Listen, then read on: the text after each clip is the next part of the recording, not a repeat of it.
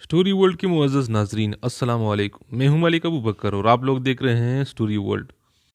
दोस्तों, आज जिस टॉपिक के बारे में हम आपसे बात करने वाले हैं वो है अमानत।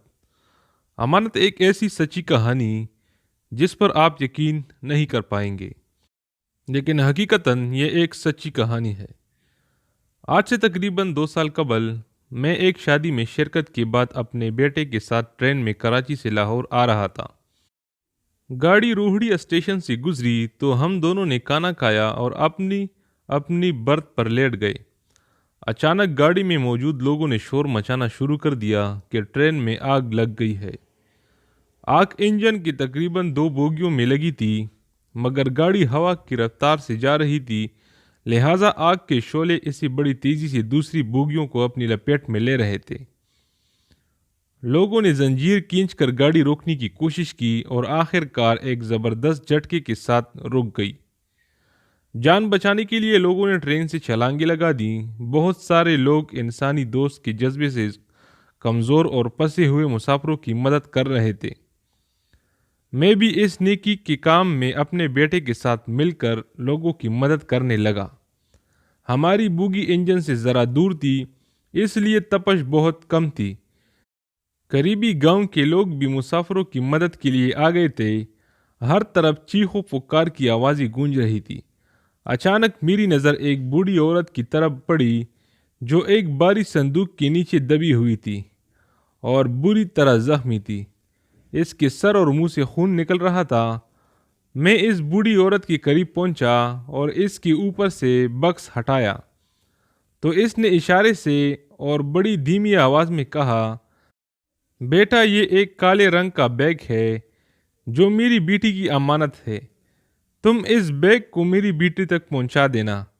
मैंने बेटी का नाम और पता मालूम करने की कोशिश की तो इसके मुंह से सिर्फ इतना निकला कि वो मुल्तान में रहती है और इसका नाम रज़िया है, और वो स्कूल स्कूल ये कहते कहते बुढ़िया की जान निकल गई।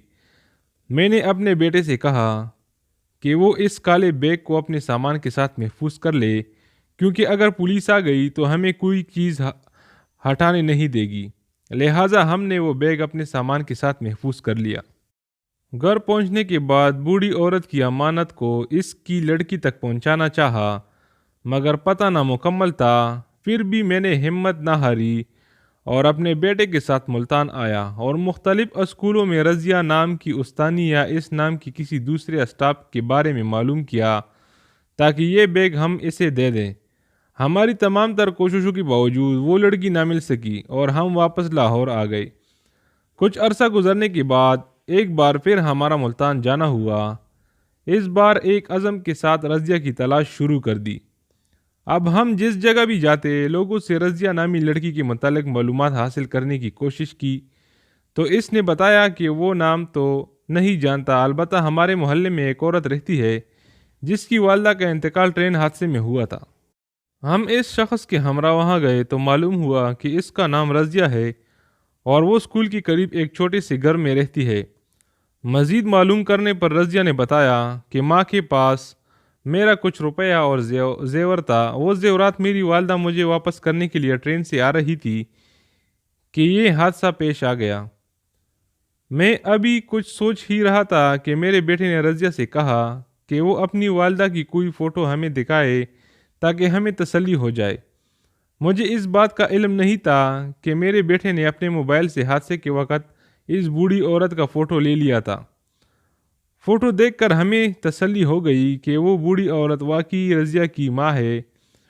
हमने काले बैग को खोल कर नहीं देखा था, मगर जब रज़िया की मौजूदगी में हमने बैग खोला तो वाकई इसमें सोने की ज़ेवरात के अलावा माकूल नकदी भी थी। हमने वो बैग रज़िया के हवाले किया तो रज़िया की आंखों में खुशी और गम से आंसू थे। गम अपनी माँ के बिछड़ने का था और खुशी इस बात की थी कि इसकी उम्र भर की कमाई महफूज थी। वीडियो पसंद आने की सूरत में इसे दोस्तों के साथ ज़रूर शेयर कीजिएगा।